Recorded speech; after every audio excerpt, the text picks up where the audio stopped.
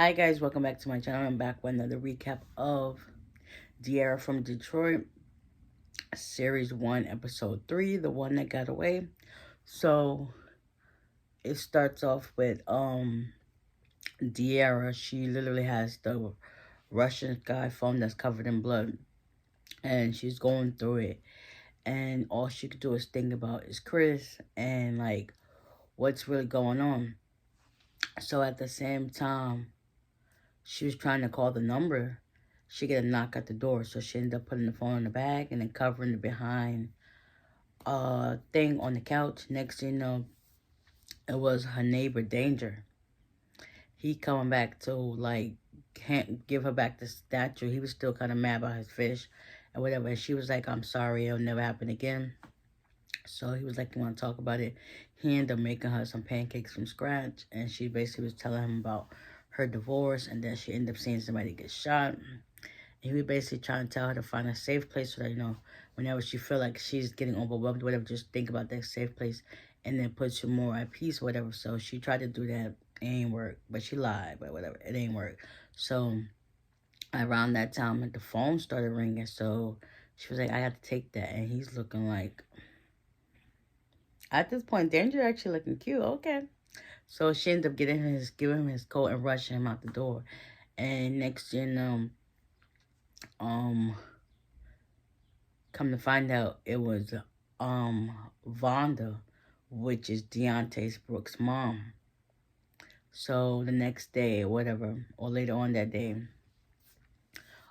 T calls her and was telling her about why is she going to Aja's brunch, and she was like, yeah, you should go before she tried to burn your house down. She was, and Diarra was like, she is not. Oh, okay.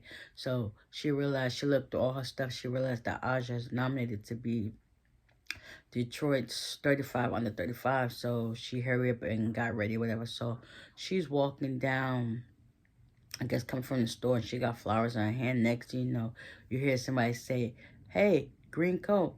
Hey, green coat. And then next thing you know, it's Moni with a bag of groceries, and she's basically telling her, like, all the business. She was like, listen, I need to be telling all my business out there. She's like, listen, I might believe you. She was like, okay, go on. So Moni was telling her about how she got her little sources or whatever. Diarra was telling her, like, listen, this might be dangerous. And she was like, okay, but I understand. I called the bank and they told me the money is still sitting there. So, I can help you with this. So their plan was basically to get in contact with Vonda Brooks. So at the same time, Diarra and Moni get in her car and they head to Aja's brunch party. Basically, it's a celebration party for her being nominated. So she had her woman empowerment group there as well. So, um, T was trying to talk to Diarra, but Diarra was like, she got her own stuff. She's still trying to figure out what happened to Chris and find out Vonda and for Vonda and stuff is that.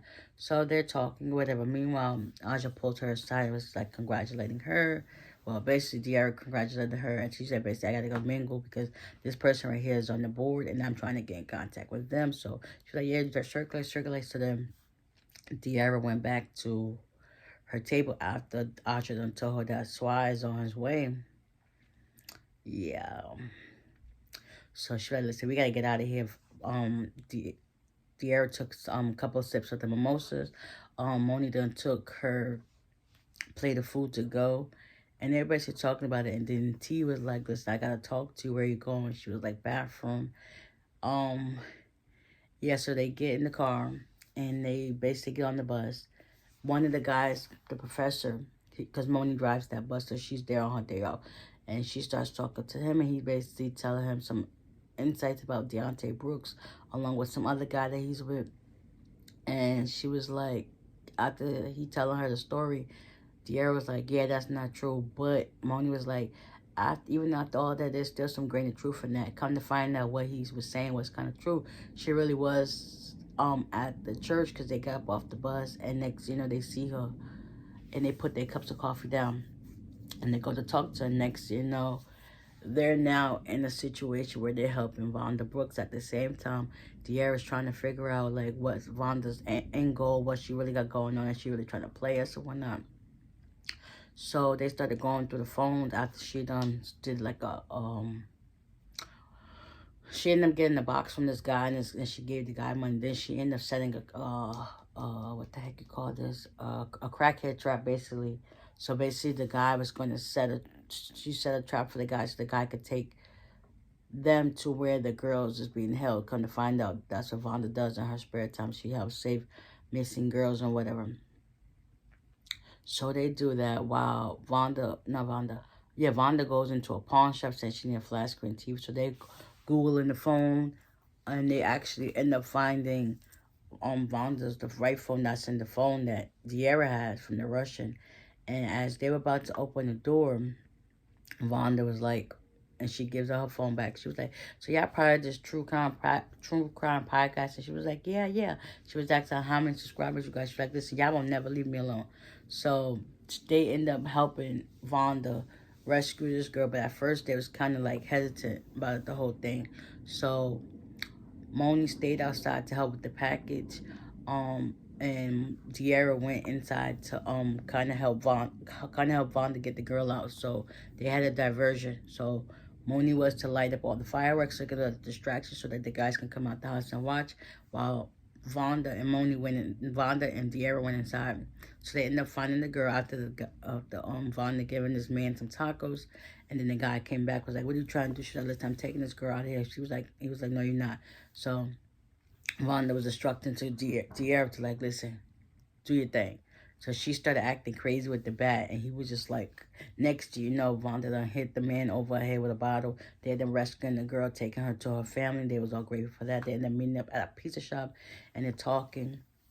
And then Diarra started asking Vonda the questions that she really wanted to answer. And then they realized, like, Vonda ain't had nothing to do with her child's disappearance. Like, nobody really wanted to hear her side of the story, like, what really happened, because they showed they didn't really care. So after that, Vonda went her separate ways.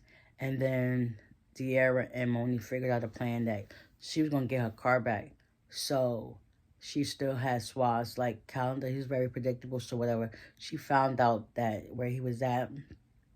And she, with the help of Moni, didn't distract her with the valet. She was able to get her car back. So yeah, they got a devised plan or what's going to happen next. I can't wait to see what happens. I hope they get like a few steps closer to finding Chris, well, Deontay. And like it's all comes together so perfectly, because that's a lot to take in. Like, and she's still grieving to this day. Like, and I know in her heart she knows he's missing, because if he was dead, they would have not had something to say about him. So yeah, I think this is all that happened on this episode. I can't wait to see what happens next week. So y'all stay tuned. Like I said, y'all can catch us on BET Plus. In the meantime, in between time. So with that being said, give me a like, comment down below if y'all watched the show, if y'all tuned in to watch the show. So far, 3 episodes is out. Y'all can check it out on BET Plus. And if you don't got BET Plus, sorry for you. But until then, bye.